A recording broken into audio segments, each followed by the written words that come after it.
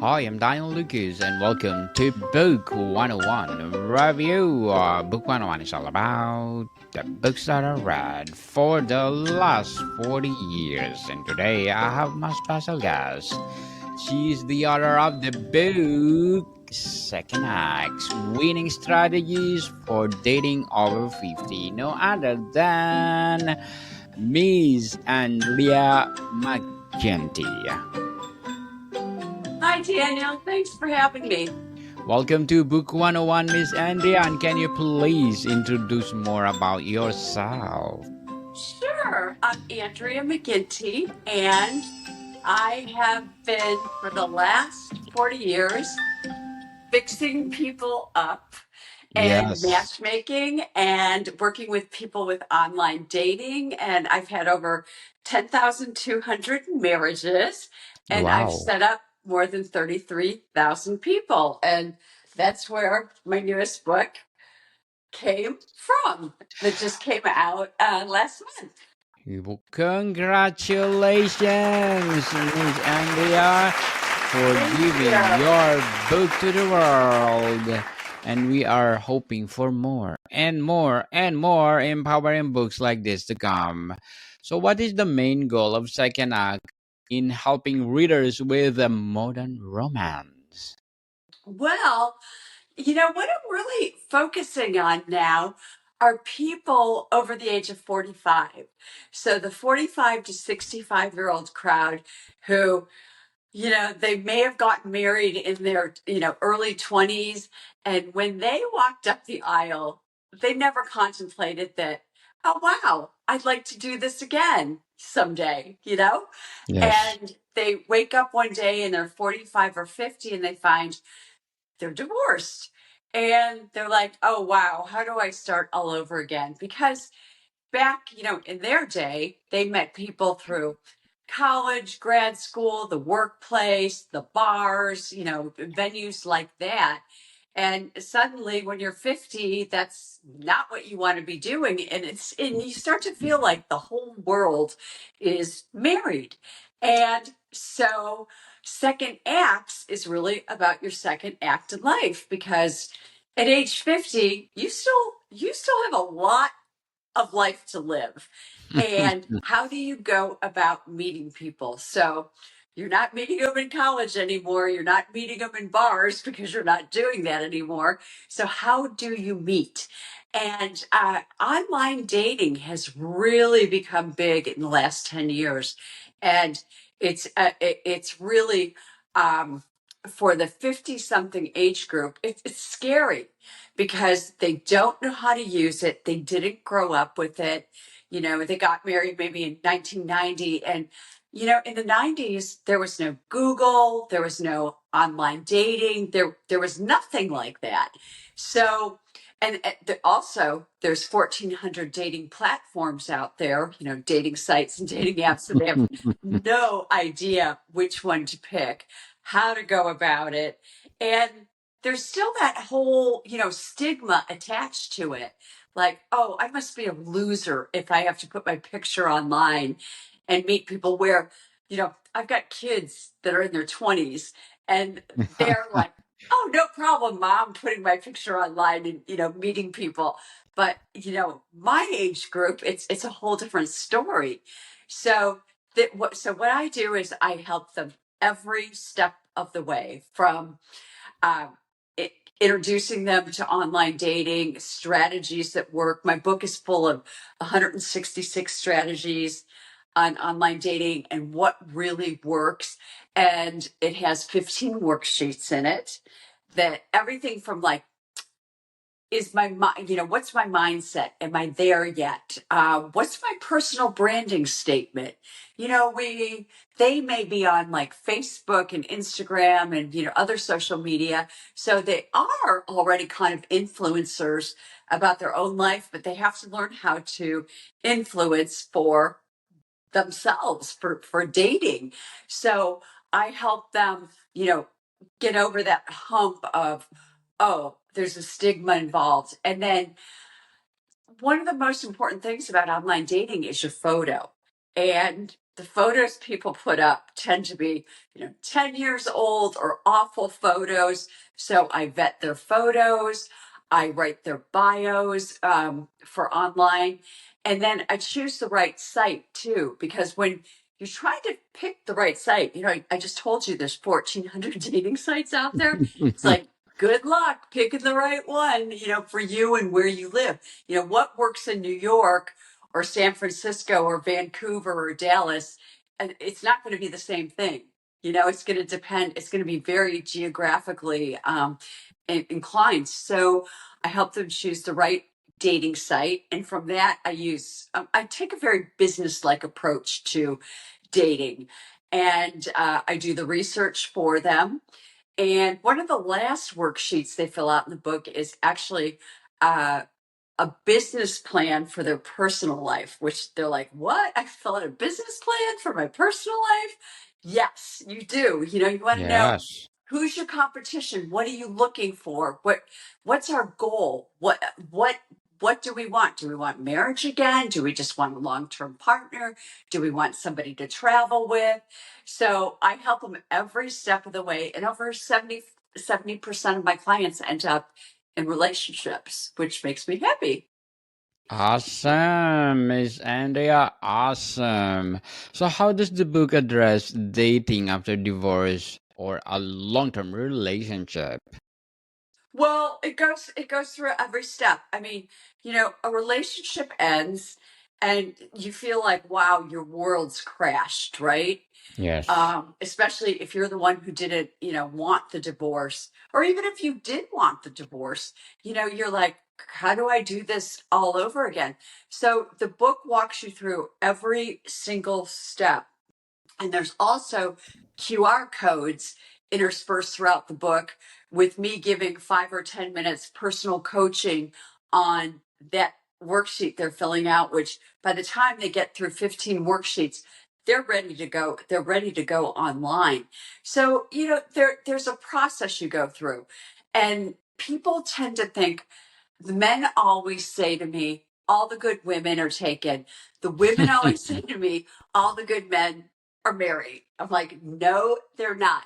In the United States, 40% of men over age 50 are single, whether they're divorced, widowed, or, just single. So this takes them through every step of how to find your partner, how to know what you're looking for, how to avoid, red flags, people that maybe aren't right for you. And it also has the objectivity that your friends don't have or you don't have when you're looking yourself for somebody. You might be like, as a man, you might think, oh, wow, she's really pretty and, all this other stuff. But, she may not have the right personality for you, or she might have young children at home, or there might be some issues that you can't get around. And that's where a dating coach or a dating concierge, as I am, comes into play. An objective person who's been in this industry for a long time. And I got started when I was in my 20s because I was getting married, and 2 days before the wedding, my fiance called off the wedding, and suddenly I was single and I was like, oh my gosh, and I was living in Chicago. How do you meet people?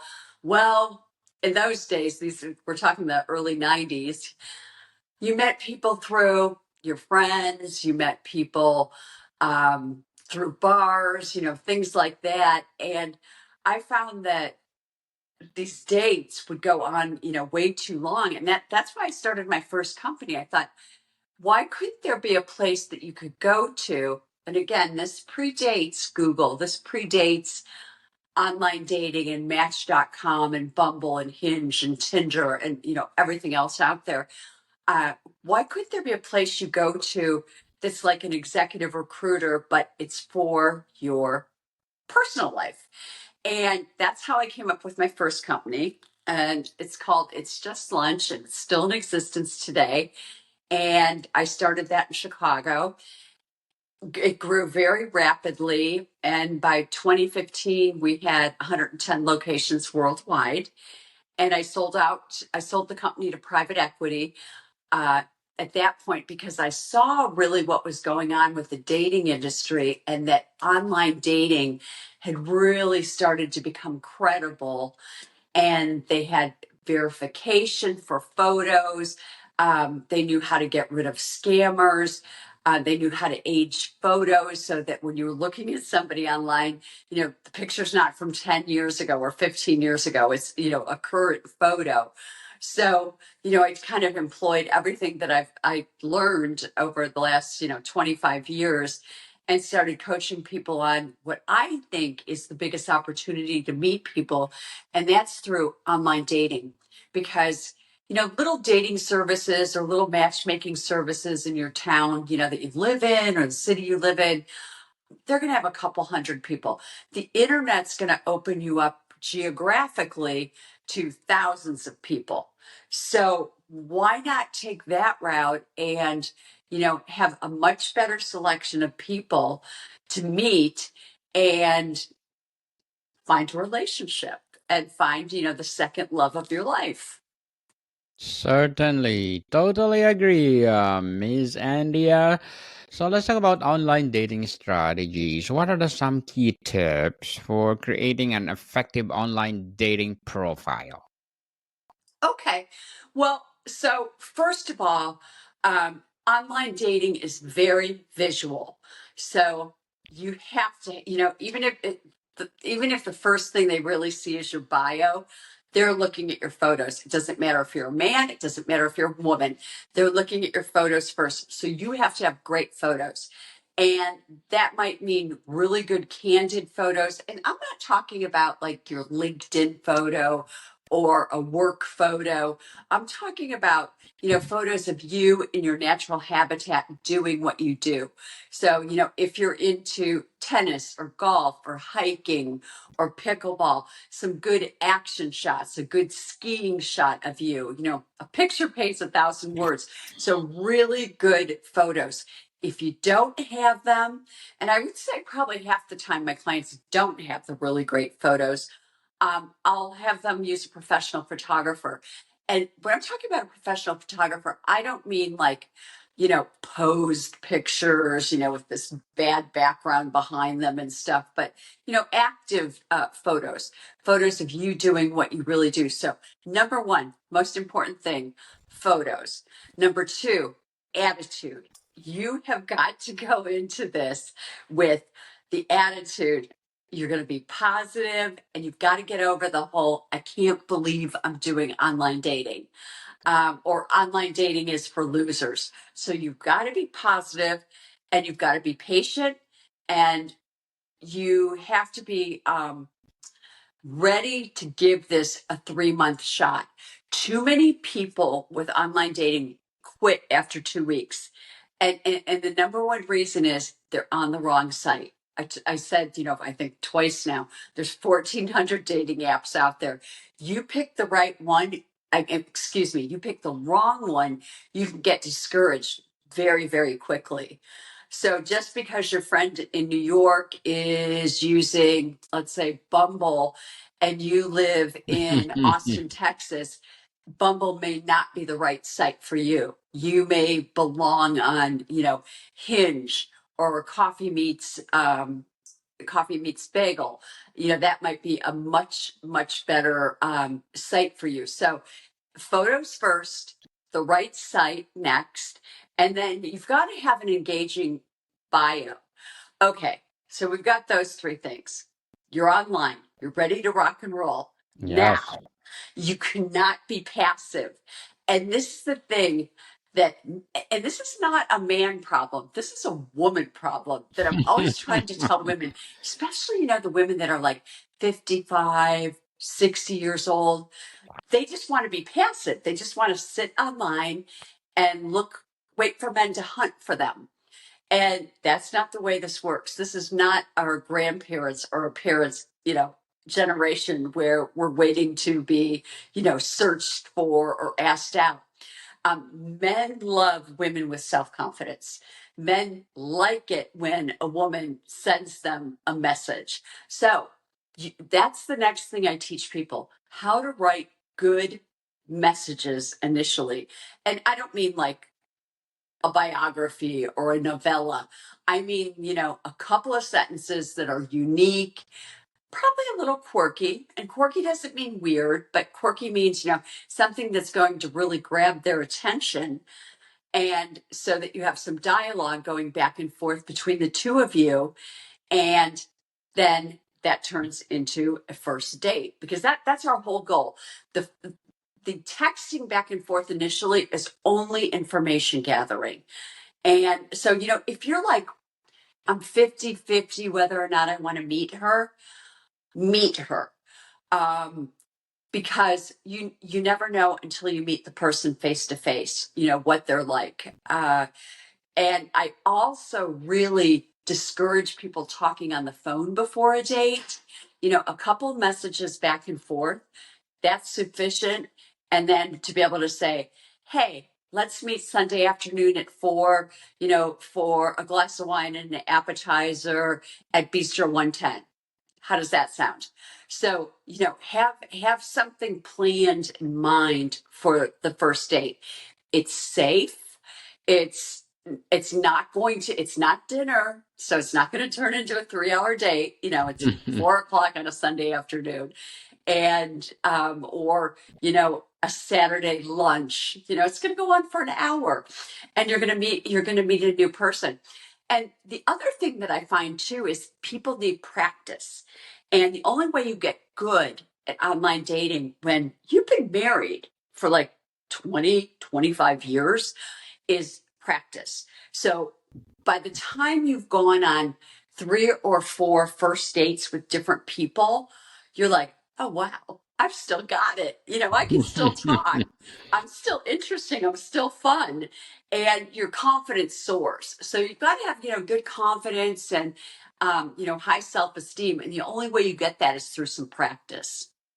So, Miss Andrea, what would be your advice for those people out there want to do their first date or to do their first move? What would be my advice when they want to do their first date? Yes. You mean what to do? What to do or what are the necessary tips that you want to give to them? Okay.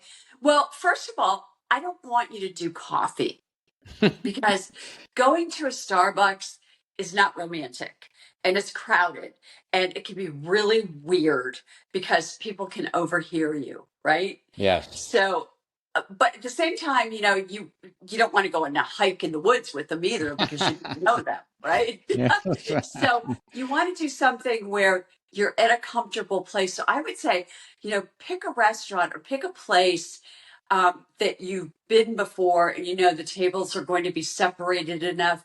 But a first date, yeah, it's going to be something like where you're having a drink or lunch or something like that. Now, the second date could be a lot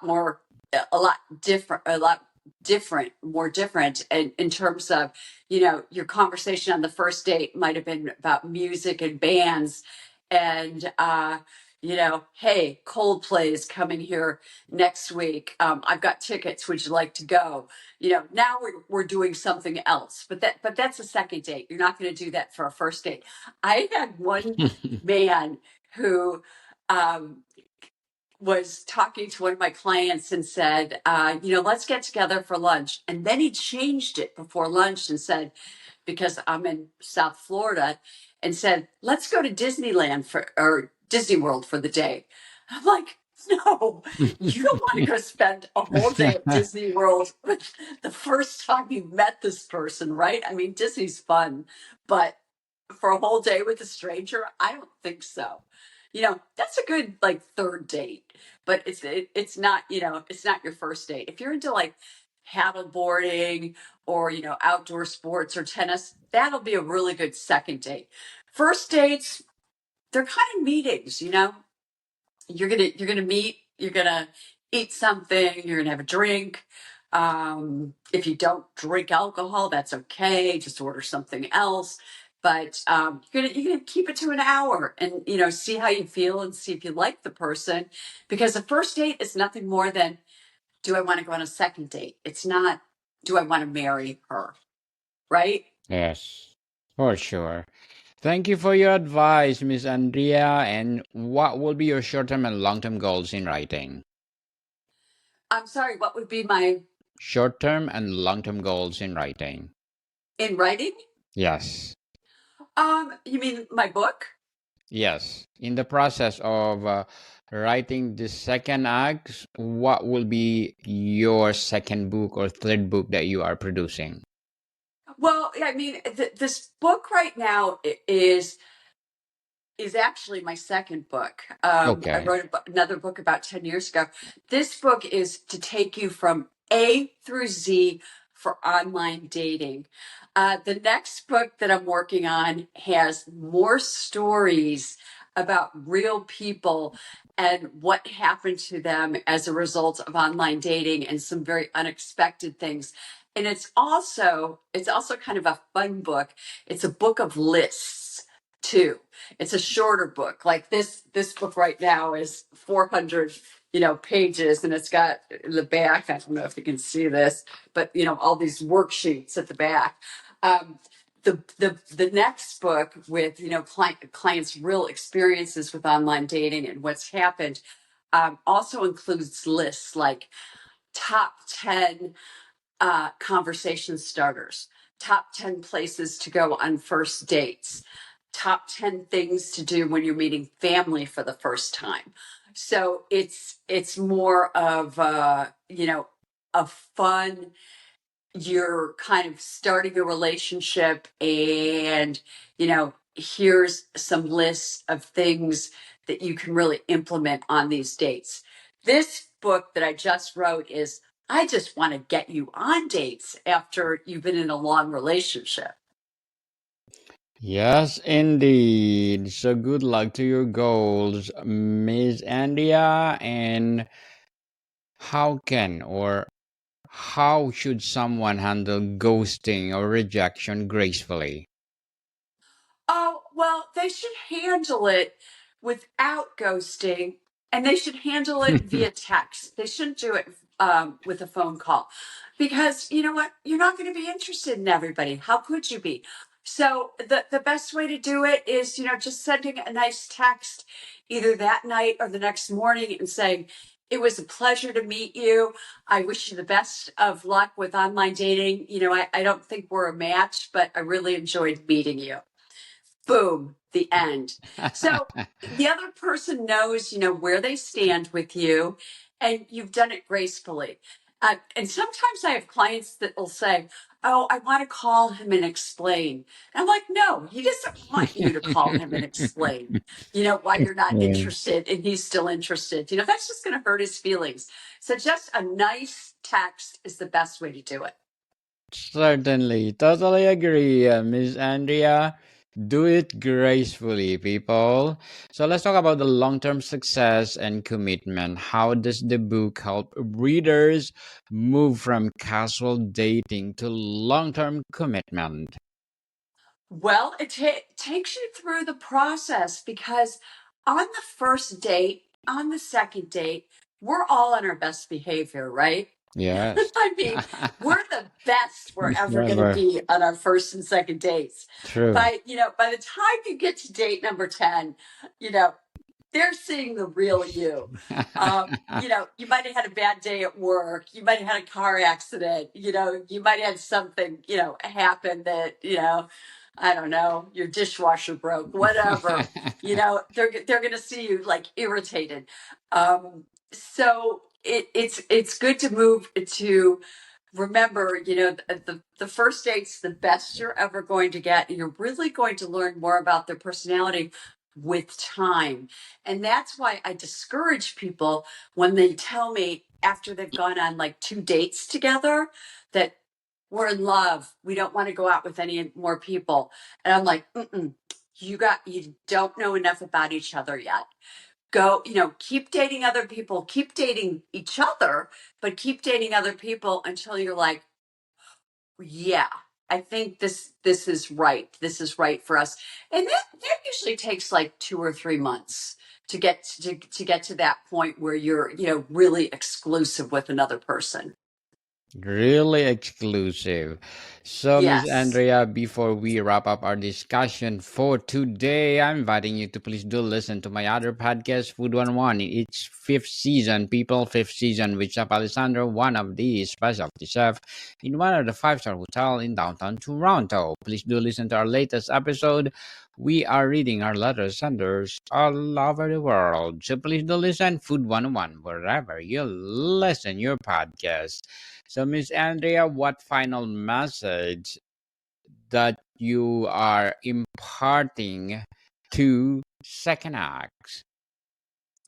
Well, I would say first of all, you want to be positive, and you want to separate yourself from your married friends or from your friends that are single and negative.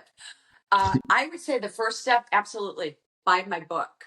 Um, I'm expensive to hire. I'm worth it, but I'm expensive to hire. And my book is really going to take you through all of my coaching. So, yeah, second acts, winning strategies for dating over 50. It's available everywhere. Amazon, Barnes and Noble, everywhere online. You can buy the book. And then the other thing you can do is you could reach out, go to my website, which is 33,000dates.com. And that's 33000dates.com. And there's a fun quiz for men and a fun quiz for women to take. And it really rates you in terms of how ready you are for dating. And it'll give you some information on how to improve what you're doing too. And then there's also a link, if you'd like to speak to me, do a 15-minute call with me to see if, we'd be a good fit working together and I can coach you through the dating process. But I would say, start with looking at my website, 33,000 Dates, and buy the book because the book's going to give you so much information. There's no fluff in it. I'm really direct and strategic and business-like in the book because I want you to meet someone. Certainly. So, Miss Andrea, thank you so much for sharing your books to the world. And we are looking forward for more and more empowering books like this to come. So, can you please invite our listeners to support all your books? Thank you. Yes, Miss Andrea, where they can buy your books. You can buy my book at Amazon, Barnes and Noble, anywhere books are sold online. You're in Canada. Amazon Canada has my book. Anywhere in the United States, all the booksellers have my book too. Yes. So, second act is your second book. Which one? The first one that you publish? Pardon me? Which one? Your the first book that you publish? Which one? What's the title? The first book that I published was called Dating in America, and I published that in 2005. So it's a little Yes. bit dated. So I would say don't buy that book. Why Buy the current, not? buy the 2025 book that just came out last month. Buy the second act, people. Let's support Miss Andrea McGinty because if you support her, more and more and more empowering books like this to come.